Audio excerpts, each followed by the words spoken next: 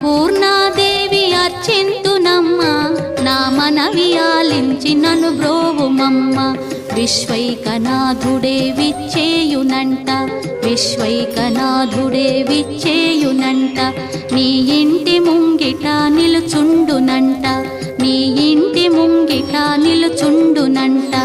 అన్నపూర్ణాదేవి అర్చింతునమ్మ నా మనవి ఆలించి నన్ను బ్రోవుమమ్మ